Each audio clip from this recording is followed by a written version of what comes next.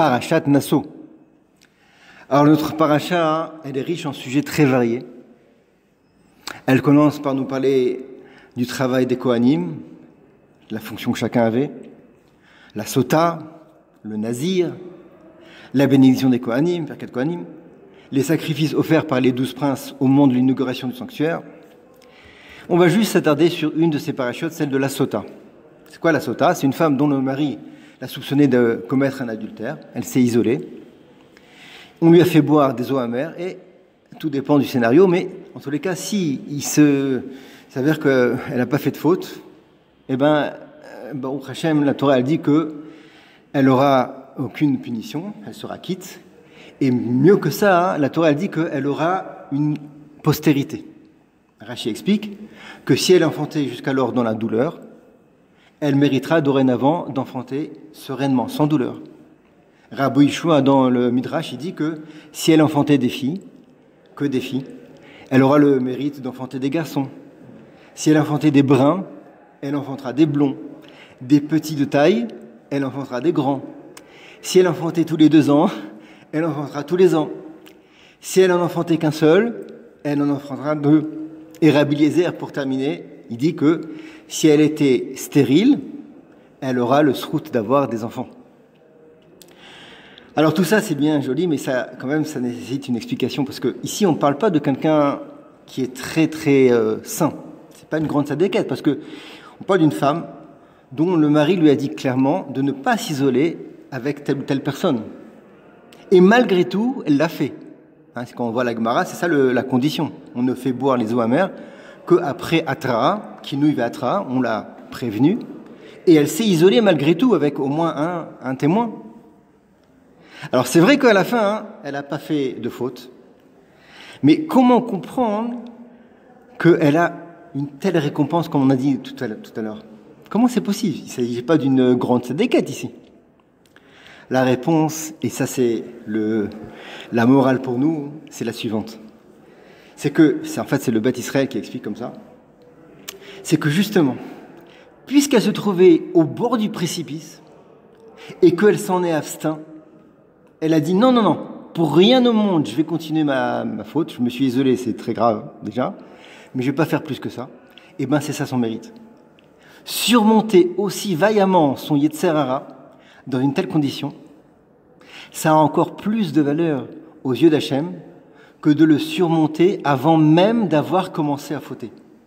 Pourquoi? Parce que c'est connu, les Poum Sahara Agra. La récompense est proportionnelle à l'effort.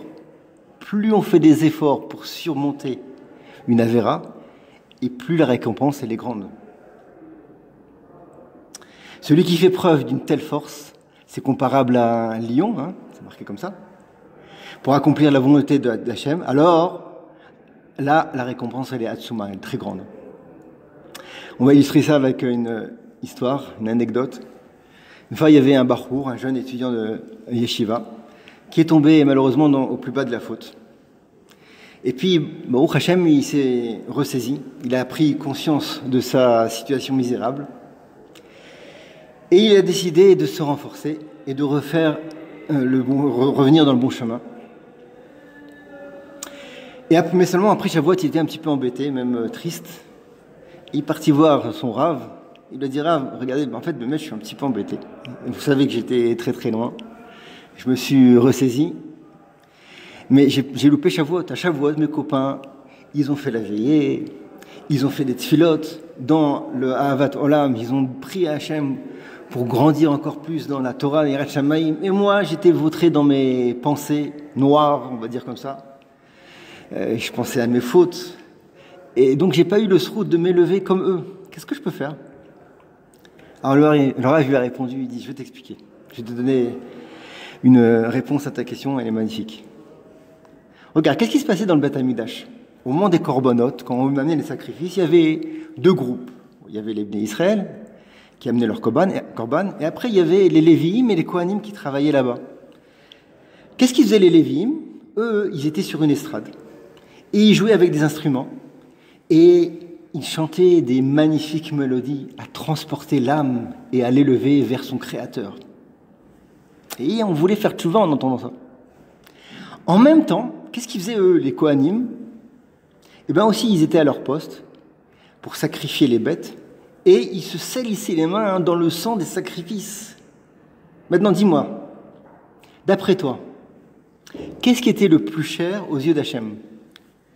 Le travail, entre guillemets, des Lévim, leur chant, qui transportait le cœur de l'homme dans des sphères élevées, ou alors le travail, la avoda des Kohanim qui s'occupaient des bêtes et qui se souillaient les mains avec leur sang? La réponse, c'est oui, t'as compris. C'est l'expiation des fautes grâce aux Kohanim. La Torah elle dit que Reach Nichoar, l'odeur agréable, elle arrive, entre guillemets, aux narines d'Hachem, que grâce au korbanot, le sacrifice, concrètement, quand on sort du sang des béhémoths. Et c'est pas grâce au chant tellement noble de ces âmes transportées par la ferveur divine que Hachem il a dit voilà, ça c'est super. Pourquoi? Parce que la plus grande satisfaction pour Hachem, c'est lorsqu'un juif, il se débat dans son sang littéralement au moment de l'épreuve. Quand il se sacrifie, quand il fait don de sa propre personne, il travaille sur ses midotes.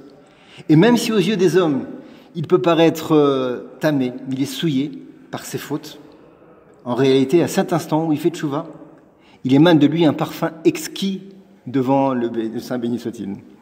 Voilà, le message il est clair donc, c'est que même si on est loin, même si on a fait des avérotes, même si on n'a pas profité des grands jours de Shavuot ou les autres occasions pour s'élever, un petit effort comme ça de tchouva sur ses propres midotes, sur les choses qu'on doit arranger chacun suivant son dossier, eh ben, il n'y a pas de chose plus grande aux yeux d'Hachem que ça. Shabbat Shalom.